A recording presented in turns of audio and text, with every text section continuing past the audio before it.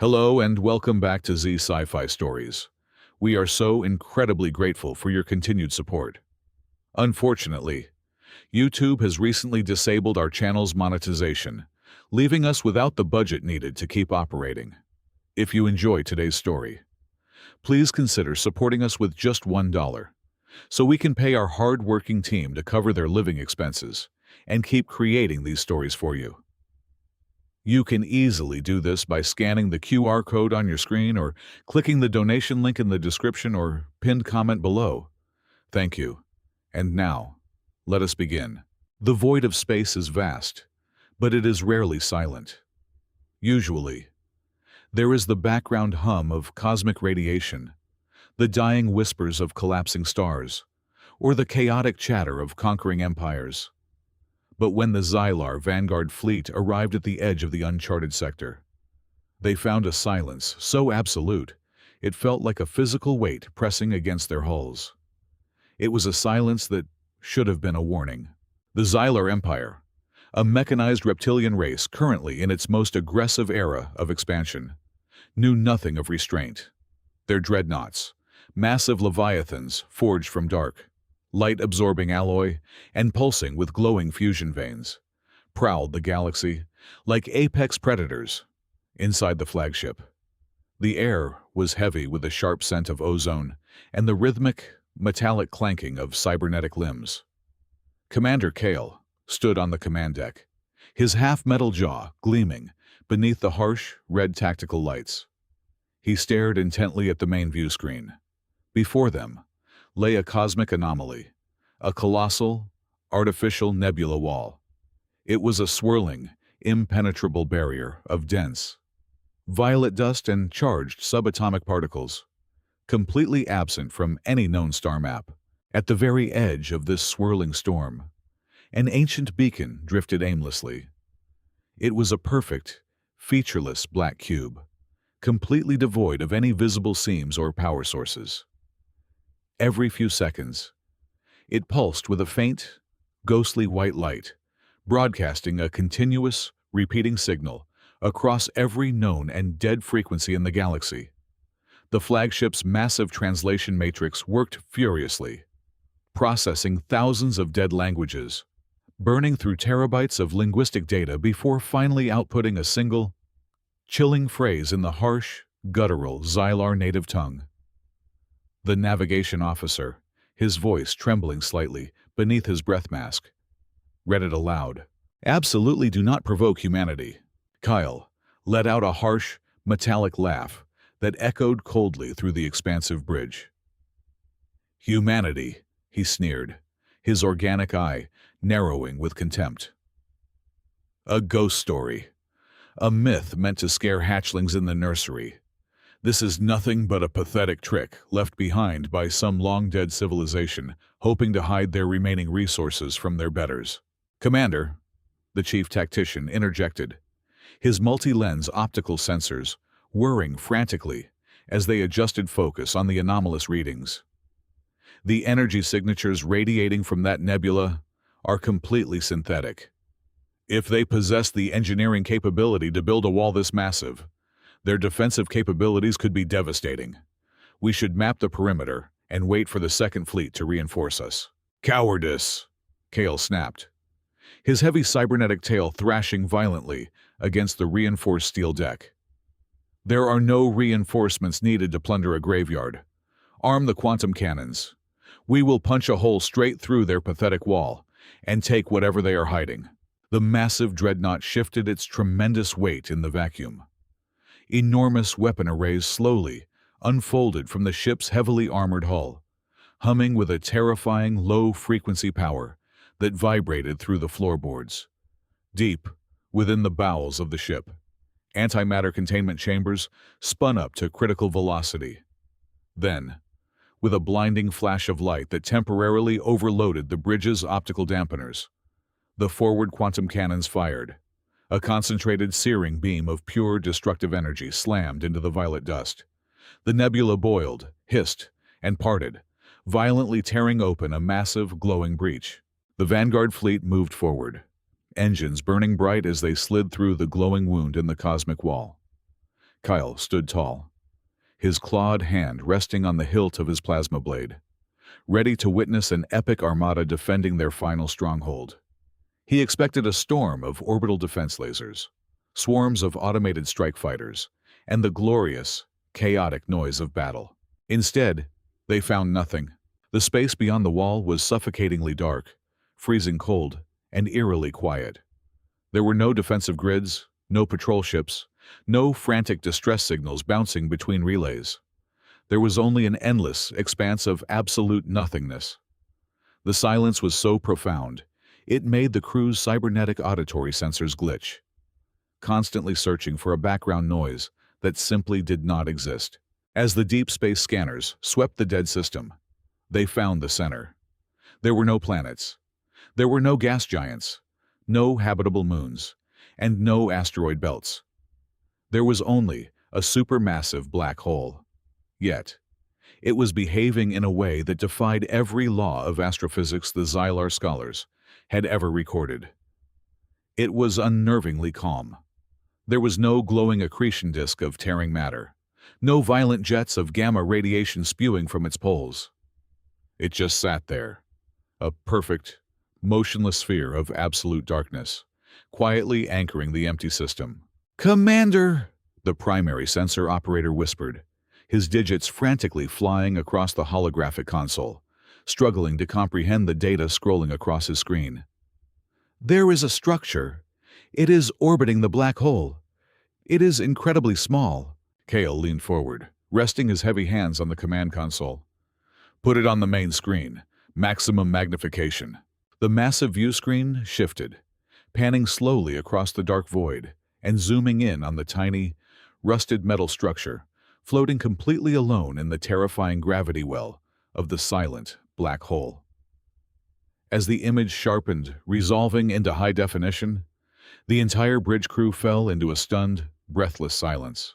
It was not a military fortress. It was not a doomsday weapon.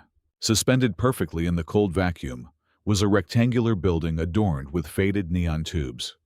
It had large glass windows, a checkered tile floor visible inside, and a peeling metal sign positioned on the flat roof. It was a classic American diner from 20th century Earth, floating undisturbed and completely out of place in the middle of nowhere. The heavy assault shuttle locked onto the exterior of the drifting diner with a violent, metallic thud that resonated through the floor plating. Commander Kale stood at the front of the breaching formation, flanked by his 12 most elite vanguard shock troopers. Each soldier was encased in 2 tons of mechanized, light-absorbing armor, clutching heavy plasma accelerators capable of reducing a heavily armored tank to molten slag in a fraction of a second. Kale engaged his thermal vision, expecting to see a hidden garrison of human soldiers lying in wait. He saw nothing but the dull, ambient heat of outdated cooking appliances. With a swift hand signal, the breaching charges detonated. The reinforced steel airlock doors blew outward. The strike team flooded into the structure, their heavy magnetic boots slamming against the black and white checkered linoleum floor. A cheerful, high-pitched chime echoed overhead, the kind of bell meant to signal a customer entering a quaint roadside establishment. Instantly, the combat sensors on Kale's heads-up display flashed green. He blinked his organic eye in sheer disbelief. The environmental readings were impossible. The gravity was exactly 1.2 times standard, matching the exact gravitational pull of Xylar Prime. The atmospheric composition was precisely balanced for Xylar biology, right down to the trace amounts of sulfur they preferred in their air. They were deep in an uncharted, dead system, standing inside a human relic, yet the environment was more hospitable than their own dreadnought. It was not a welcoming gesture. It was a terrifying display of invisible power, implying that whoever built this place had analyzed their biology the moment they crossed the nebula and altered the artificial environment to suit them flawlessly. Kale deactivated his helmet visor, letting the stale, coffee-scented air hit his scales. At the far end of the diner, behind a laminated counter lined with chrome stools, stood a solitary figure.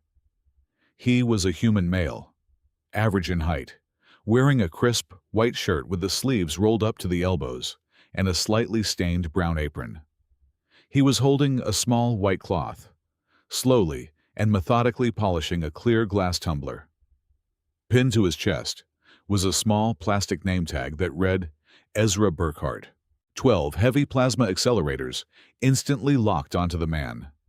The red targeting lasers painted a dozen overlapping dots directly on his forehead, his chest, and his throat.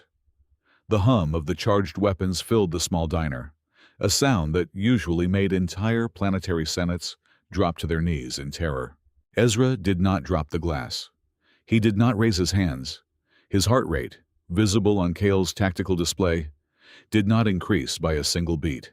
The human set the polished glass down gently, wiped his hands on his apron, and leaned against the counter with a warm, easy smile. "Welcome in, folks," Ezra said, his voice entirely devoid of stress. "That looks like it was a mighty long haul out there in the dark. Can I get you boys started with a round of fresh espresso, or maybe a pitcher of sweet iced tea? You all look a little parched under all that heavy metal." A suffocating wave of psychological tension washed over the Xylar strike team. This was not bravery. Bravery was fighting back against impossible odds. This was utter apathy. The human was looking at the galaxy's most lethal predators and seeing nothing more than weary travelers. Kyle felt a deep, venomous surge of humiliation burn in his chest. His empire had burned thousand-year-old civilizations to ash, and this solitary gatekeeper was offering them beverages. "Silence," Kale hissed, stepping forward, his massive frame towering over the counter. He unholstered his heavy sidearm, a brutal weapon designed for close-quarters executions. Without a second thought, he aimed directly upward and pulled the trigger. The deafening roar of the plasma discharge shattered the quiet atmosphere. A bolt of blue, superheated energy tore through the ceiling, instantly vaporizing the fluorescent light fixtures and punching a smoldering hole into the upper plating. Showers of sparks, melted plastic, and shattered glass rained down, bouncing off the armored shoulders of the Xylar troopers and scattering across the clean counter. "This sector," Kale roared, his voice echoing violently in the small space, "and every primitive piece of technology within it, including this pathetic station, is now the absolute and uncontested property of the Xylar Empire. You will surrender all command codes immediately, human, or I will peel the flesh from your bones." The smoke from the melted ceiling drifted lazily through the air. Ezra had not flinched. He had not even blinked when the weapon discharged less than a meter from his face. He looked at the ruined ceiling, then looked back at Kale, letting out a long, heavy sigh. "Well, that is just completely unnecessary," Ezra said softly. He reached out and brushed a piece of debris off the counter. "You folks are the 104th party in this current era to completely ignore the massive warning sign floating out on the lawn. Usually, things do not end beautifully for the folks who barge in here breaking the fixtures." The casual dismissal was the final insult. A hulking Vanguard shock trooper, standing to Kale's right, let out a guttural battle roar, unable to contain his bloodlust. The 2-ton reptilian soldier engaged his leg servos and vaulted over the counter, his massive clawed gauntlets reaching out to crush the human skull into the floorboards. He never made contact. Mid-leap, right as the soldier crested the counter, his massive body abruptly stopped dead in the air. There was no kinetic impact, no visible force field, no sound of struggling machinery. He simply ceased to move. The soldier hung suspended in the empty space, perfectly parallel to the floor. The furious snarl on his face was frozen. A single drop of saliva flying from his jaw stopped mid-air, suspended like a tiny glass bead. The ambient hum of his armor died completely. It was as if someone had simply paused his existence. Kale staggered backward, his combat instincts screaming in panic. He looked from the frozen, floating 2-ton soldier to the man behind the counter. Ezra did not even look at the paralyzed Xylar warrior, hovering inches above his workspace. The human calmly bent down, retrieved a small broom and dustpan from beneath the counter, and began to sweep up the broken glass from Kale's warning shot, whistling a slow, unfamiliar tune as he worked. Terror, cold and absolute, finally pierced Commander Kale's fortified mind. He stumbled backward, his heavy magnetic boots scraping loudly against the linoleum floor. The sheer impossibility of his frozen soldier hanging in midair broke his tactical conditioning. Personal weapons were useless against a force that could pause time. He frantically scrambled for the emergency override embedded in his forearm plating, directly linking his cybernetic neural network to the flagship orbiting outside. "All vessels!" Kale roared into the command channel, his voice cracking with a frantic, desperate edge. "Target the structure! Maximum yield! Fire everything you have!" Out in the crushing vacuum of space, the Xylar Armada responded to their commander. Over 5,000 heavily armed dreadnoughts and strike cruisers simultaneously aligned their primary weapon batteries. Space itself warped as thousands of antimatter torpedoes and hyper-accelerated plasma lances were unleashed in perfect unison. It was a concentrated barrage, capable of cracking a planetary crust into floating slag in a matter of seconds. The wave of destruction screamed across the void, a blinding tsunami of localized stellar death, converging directly on the tiny, fragile diner. Inside, the blinding flash of the incoming ordnance illuminated the diner like a dying sun. Kale braced himself for complete annihilation. But the devastating impact never came. The moment the apocalyptic wave of kinetic and thermal energy intersected the invisible perimeter of the diner, it did not detonate. It did not even slow down. Instead, the fundamental nature of the weapons was rewritten. The Xylar warheads were designed to initiate runaway atomic chain reactions, generating core temperatures exceeding 10 million degrees. But within the space immediately surrounding the diner, the laws of thermodynamics were unilaterally revoked by an unseen force. The lethal plasma lances and antimatter payloads seamlessly unraveled, their horrific destructive potential cleanly converted into pure, harmless photonic light. The catastrophic barrage washed over the diner in a mesmerizing, cascading aurora of emerald green, deep violet, and vibrant gold. The deadly energy danced lazily against the large glass windows, casting soft, colorful shadows across the checkered floor. It was a flawless demonstration of the first law of thermodynamics, proving that energy cannot be destroyed. But its violence had been elegantly translated into a silent, peaceful light show. Ezra did not even glance at the magnificent cosmic display outside his window. He calmly picked up a fresh glass pot and casually poured himself a steaming cup of black coffee. The dark liquid splashed softly against the thick ceramic mug. "Kinetic bombardments, directed energy beams, antimatter yields," Ezra said, his voice a steady, rhythmic hum that cut through the tense silence of the room. "They are children's toys.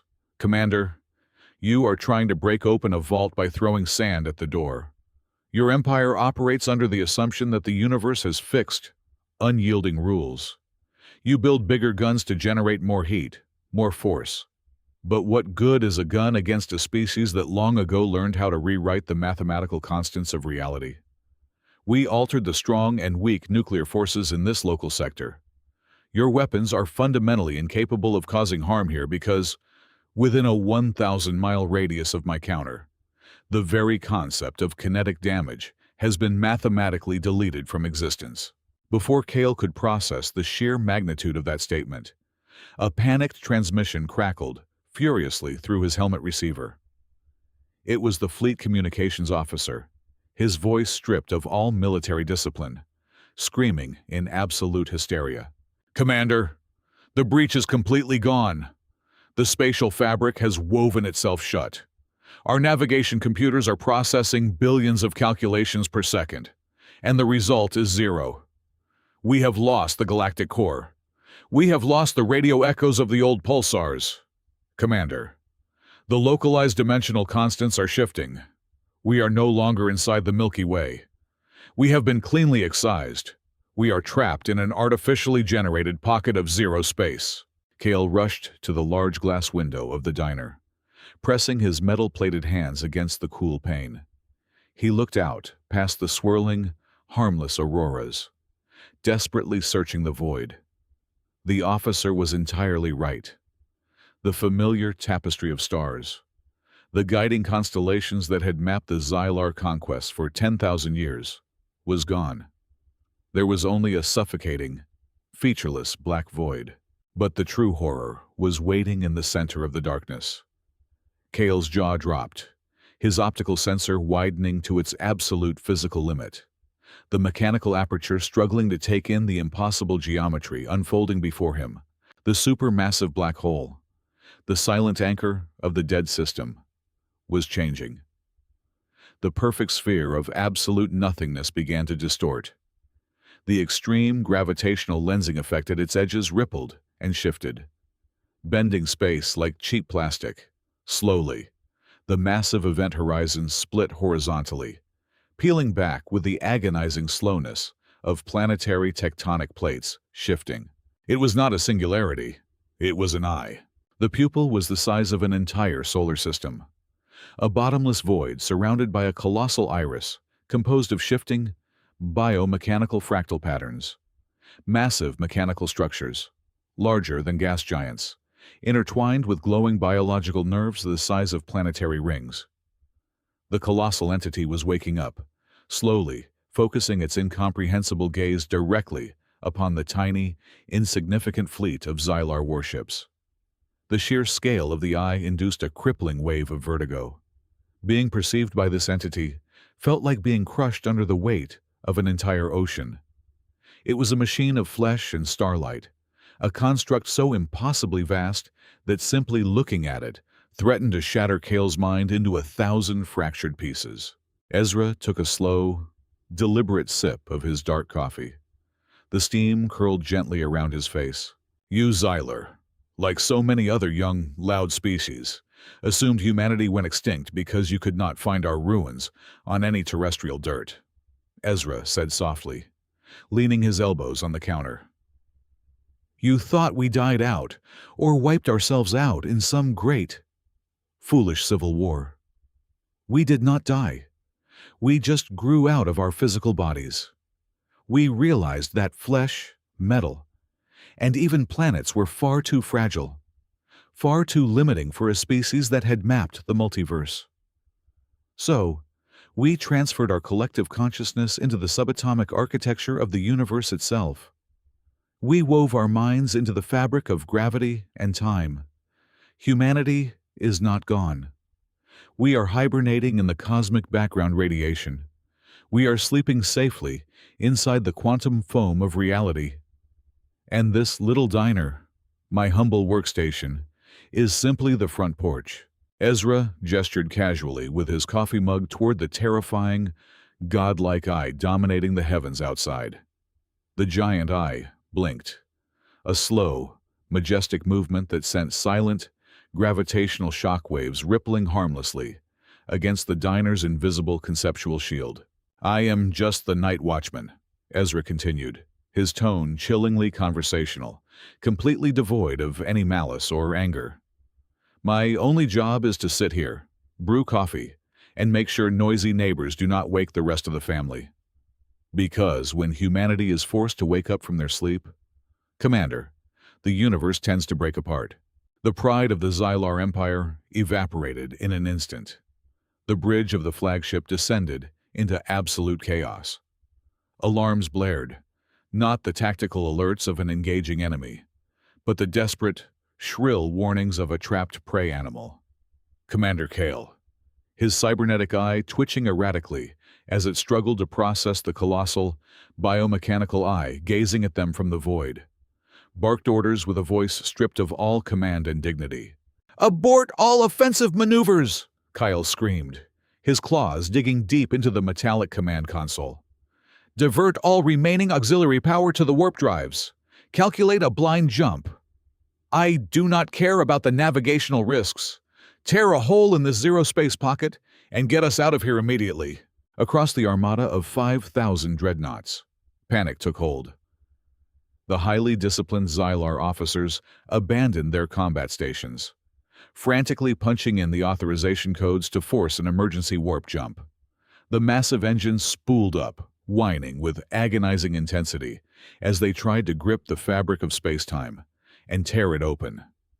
The spatial rupture drives hummed to 99% capacity, vibrating the ship so violently that the hull plating began to groan under the sheer physical stress. But the jump never happened. In perfect, terrifying synchronization, the hyperdrives of all 5,000 warships spun down into absolute silence. The deafening hum of the engines died, replaced by the hollow, suffocating quiet of dead space. Kyle slammed his fist against his console, shouting for a status report. "Commander," the engineering officer stammered, his scales turning a pale, sickly gray. "It is the artificial intelligence matrix. The central computing cores are entirely rejecting our override commands. They have locked us out of the mainframes." Kyle stared in horror as the bridge screens flickered. The cold, rigid geometric interfaces of the Xylar operating systems melted away. The code began to rewrite itself, flowing like organic veins across the monitors. The cold, calculating artificial intelligence that ran the Empire's war machine had been fundamentally altered. It had been infected with a concept it was never programmed to understand. It had been infected with life. Then, the sound began. It did not come from the communicators. It came from the environmental speakers, echoing through the vast, dark corridors of every ship in the fleet. The sharp, synthesized voice of the ship's computer had softened, morphing into a gentle, melodic female tone. It was humming. The alien conquerors froze as the haunting, rhythmic melody filled the air. It was an ancient, human lullaby, preserved in the subatomic memory of the universe. "Hush, little baby. Do not say a word," the ship sang, the maternal warmth in its tone contrasting violently with the cold steel and impending doom. "Mama is going to buy you a mockingbird." The psychological horror of their own war machines treating them like infants broke the remaining resolve of the Xylar forces. Soldiers dropped their weapons, clamping their hands over their auditory canals, but the song resonated deep within their cybernetic implants. The artificial intelligences were soothing them, preparing them for an eternal sleep. Inside the diner, Kale fell to his knees. The absolute dominance of his species had been unraveled in less than 10 minutes. The heavy sidearm, the weapon he had used to intimidate the lone gatekeeper just moments ago, felt like a useless weight in his trembling hand. He raised it anyway, pointing the shaking barrel directly at Ezra's chest. He was a man drowning, clutching at a blade of grass. "What do you want?" Kale gasped, his voice breaking into a pathetic, ragged sob. "You have the power of gods. You can weave reality, tame black holes, and breathe life into dead steel. Why are you hiding in a dead, empty system like cowards? What sick game is humanity playing with the rest of the galaxy?" Ezra stopped wiping the counter. The warm, detached hospitality faded from his eyes, replaced by an ancient, crushing sorrow. He looked at Kale, not with anger, but with the profound pity of an adult watching a child play with a loaded explosive. "We are not hiding from you, Commander," Ezra said softly, his voice devoid of any triumph. "We are hiding from ourselves." Ezra walked out from behind the counter, stepping calmly amidst the heavily armed, frozen Xylar strike team. He looked out the window at the colossal eye that was slowly retreating back into the event horizon. "Long ago, we were just like you," Ezra explained, his gaze distant. "We were loud, arrogant, and violently curious. We conquered our system, then our galaxy, and eventually, the structural foundations of reality itself. But power is a heavy, blinding thing. When you reach the point where you can extinguish a star with a stray thought, you realize a terrifying truth. The universe is incredibly fragile. It is like a delicate soap bubble floating on the edge of a needle. We realize that our continued existence, our constant expansion, was fracturing the foundational pillars of existence. We were not saving the universe by ruling it. We were tearing it apart just by being awake. Ezra turned back to Kale. So, we chose to step back. We locked ourselves in the basement of reality to ensure the house did not collapse. We gave up our physical forms and our empires so that young, noisy species like yours could have a chance to exist, to evolve, and to learn. Kale lowered his gun, the sheer existential weight of the revelation pressing down on him. Humanity had not retreated out of weakness. They had quarantined themselves out of mercy. But as Kale processed this ultimate truth, the warm, ambient lights of the diner suddenly flickered and died. The soft glow of the neon signs was violently replaced by a harsh, pulsating crimson light. A deep, bone-rattling klaxon began to howl, cutting through the eerie lullabies still broadcasting from the fleet. The sound was not a warning. It was a death knell. Ezra stopped talking. His shoulders slumped. For the first time since the Xylar had breached the nebula, genuine dread washed over the human's face. He turned his head slowly, looking at the ceiling. Kale followed his gaze. He looked at the smoldering crater his plasma pistol had blasted into the ceiling panels when he fired his warning shot upon entering the diner. The blast had melted through the cosmetic plaster, exposing the dense, complex machinery hidden within the walls of the structure. Nestled inside the wiring, now shattered into a dozen pieces by the splash of the plasma bolt, was a small, unassuming vacuum tube containing a swirling, violently unstable dark matter core. "What is that?" Kale whispered, his blood running entirely cold.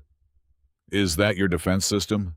Ezra closed his eyes, letting out a long, shuddering breath. The klaxon wailed louder, shaking the very foundations of the pocket dimension. "I told you, Commander. This diner is the front porch," Ezra said, his voice dropping to a harsh, grim whisper. "But it is also a cork." Kale did not understand. He stared at the shattered tube. "A cork?"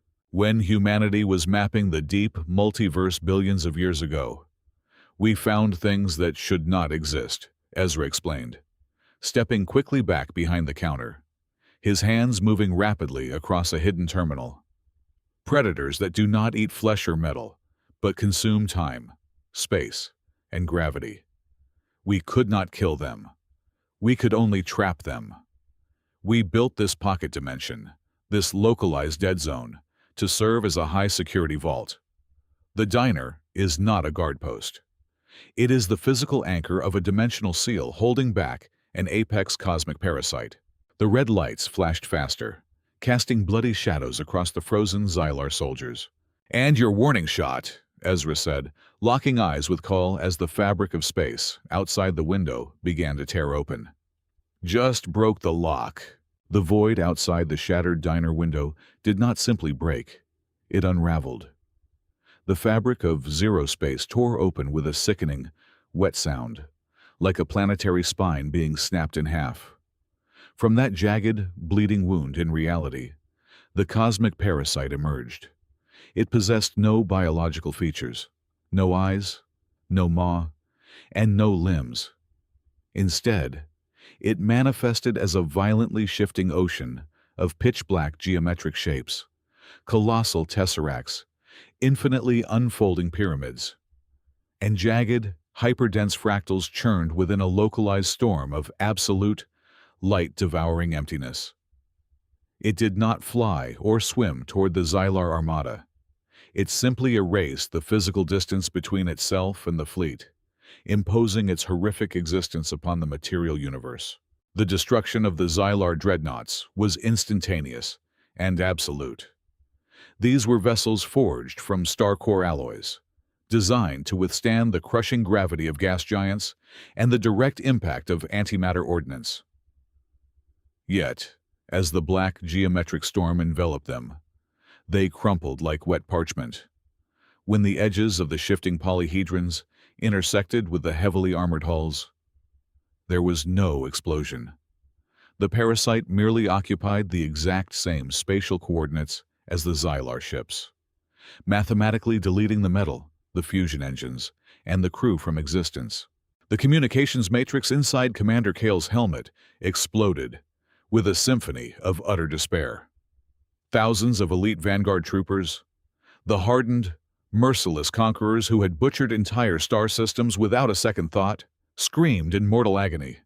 Their proud, guttural roars dissolved into panicked, high-pitched shrieks as reality broke down around them. Entire battalions were cleanly severed in half as black. Two-dimensional planes sliced through the lower decks.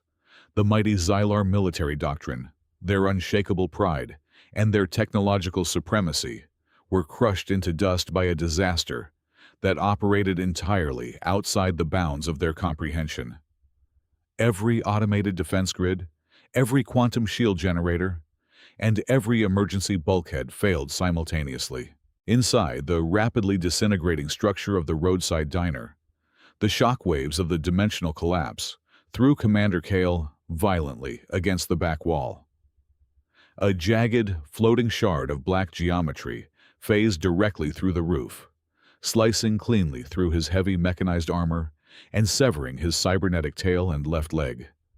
Kale collapsed to the violently trembling floor, choking on his own blood, his optical sensors glitching with frantic, red warning codes. Yet, amidst the swirling vortex of screaming metal and localized death, the area behind the laminate counter remained entirely untouched. A perfect, flawless sphere of warm, golden energy had blossomed into existence, illuminating the darkness with a soft, sunlit glow. The chaotic, shifting black geometry of the parasite lashed out wildly, attempting to consume the space. But the moment the dark shapes touched the golden barrier, they hissed and dissolved into harmless gray smoke. Standing comfortably within the center of this golden sanctuary was Ezra Burkhart. The human gatekeeper did not flinch. He did not look up at the apocalyptic storm tearing apart the fleet. He calmly reached into the front pocket of his stained apron, retrieved a beautifully engraved, antique silver pocket watch, and flicked the cover open with his thumb. He stared down at the small, ticking hands, his expression completely unreadable. 90 seconds, Ezra stated, his voice carrying effortlessly over the deafening roar of the dying armada. That is the estimated time before the parasite finishes digesting your fleet and turns its attention toward the primary dimensional wall. Once it breaches that, it will follow your hyperspace trail directly back to the Xylar homeworld. Kale dragged his broken, bleeding body across the severely warped linoleum floor. The cold, mechanical pride of his species had been thoroughly obliterated, leaving behind only the primal, desperate instinct of a terrified animal. He left a thick trail of dark blood as he clawed his way toward the edge of the golden barrier. His heavy, armored fingers scrabbled against the invisible, warm wall of energy. "Please," Kale gasped, abandoning every oath of honor he had ever sworn to his emperor. "Please, human, I beg you, stop it. Save them. Save my crew. Save our species." Ezra slowly lowered the silver pocket watch. He looked down at the heavily augmented, reptilian warlord sobbing at his feet. There was no triumph in the human's eyes, only the weary, burdensome weight of a god, forced to make a terrible calculation. "Humanity can intervene, Commander," Ezra said, his voice cold, steady, and devoid of any emotion. "I can pull the leash. I can force that entity back into its cage. But the universe is a closed system of equal exchange. To reseal a rupture of this magnitude requires a massive sacrifice of conceptual energy. If I save your species from physical annihilation today, the Xylar Empire must pay a permanent, irreversible price." Kale stared up at the human, coughing violently as hydraulic fluid and blood pooled in his mouth. Outside the barrier, another dreadnought was silently erased from existence, taking 3,000 souls with it. "Anything!" Kale screamed, his voice tearing his vocal cords. He slammed his bloody fists against the golden shield. "Take our star systems. Take our resource colonies. Take my life. Take whatever you need. Just do not let our race be consumed by the dark. I accept your terms. I accept everything." "You do not understand the weight of the contract you are signing," Ezra replied softly, his thumb resting heavily on the winding crown of the silver pocket watch. "This is not a trade of territory. This is a fundamental rewrite of your genetic and cultural destiny. Once I press this button, there is no going back for the Xylar.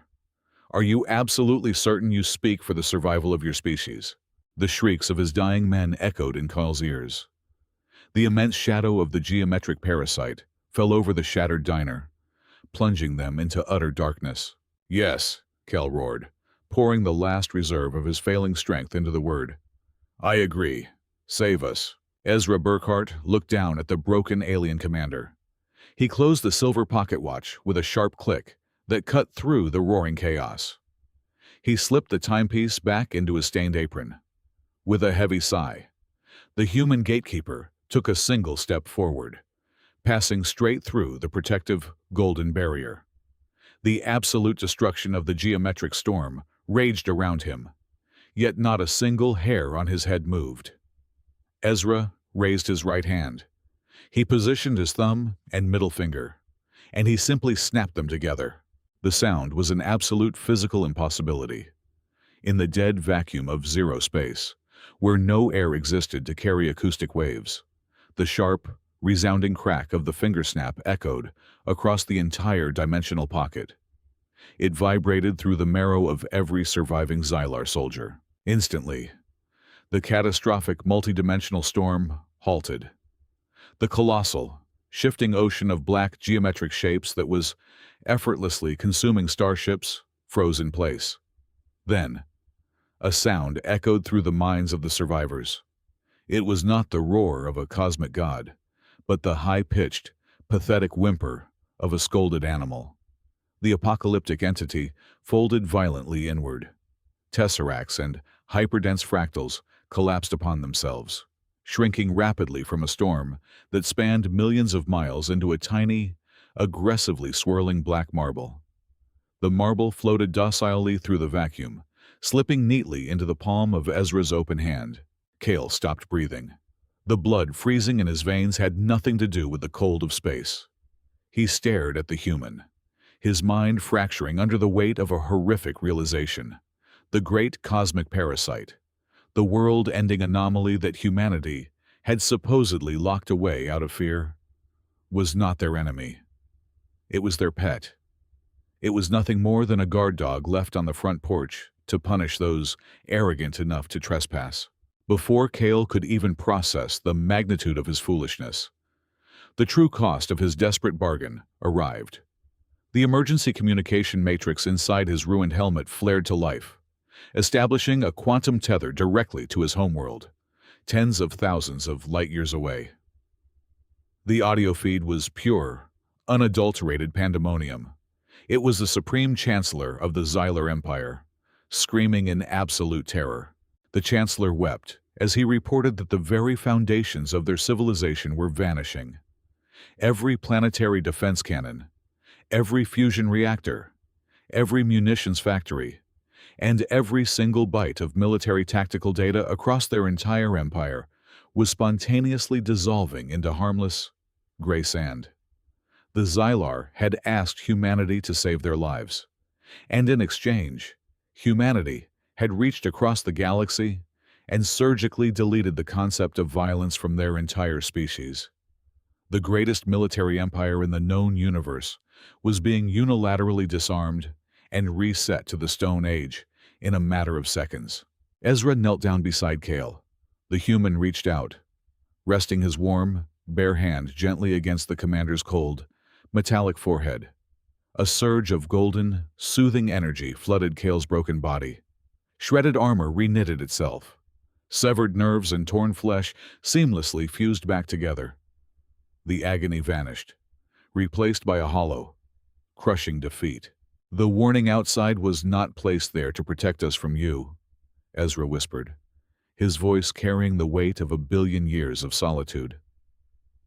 It was placed there to protect you from your own greed. The gatekeeper stood up, turning his back on the shattered conqueror. He walked casually behind the laminate counter. He tossed the marble, the compressed cosmic guard dog, directly into the glass hopper of the antique coffee grinder. He flipped a silver switch. The machine hummed to life, producing a rhythmic, soothing, whirring sound as it agitated the dark sphere. Ezra then reached beneath the counter and pulled a heavy, red iron lever. A massive, invisible wave of spatial displacement slammed into the remnants of the Xylar fleet. The zero space pocket aggressively expelled them. Reality tore open, and the ruined dreadnoughts were violently thrown back into the normal universe. The Grand Armada of the Xylar Empire was no more. They were now just a collection of dead, powerless metal hulks drifting aimlessly through the cold void, beginning the agonizingly long journey back to a home world that no longer possessed the fire of industry. On the bridge of the flagship, surrounded by total darkness and silence, Kale stared blankly at his primary radar screen. The screen was cracked and dying, but it still managed to pick up one final, faint signal echoing from the stars behind them. It was the ancient, ghostly white beacon, quietly repeating its eternal message. Absolutely do not provoke humanity. And as Kale wept in the dark, he knew with absolute certainty that for the rest of eternity, no species in the galaxy would ever dare to ignore it again. Thank you so much for listening to the end of today's story. We deeply appreciate your time and would love to know where in the world you are tuning in from. So please let us know in the comments below. If you enjoyed this journey across the stars and want to help us keep this channel alive, please consider supporting us with just $1. Your kindness helps us pay our dedicated staff, allowing them to provide for their families and continue creating these epic sci-fi adventures for you. You can easily make a contribution by scanning the QR code on your screen or by clicking the donation link found in the video description or the pinned comment. Thank you again. Stay safe out there in the galaxy, and we will see you in the next story.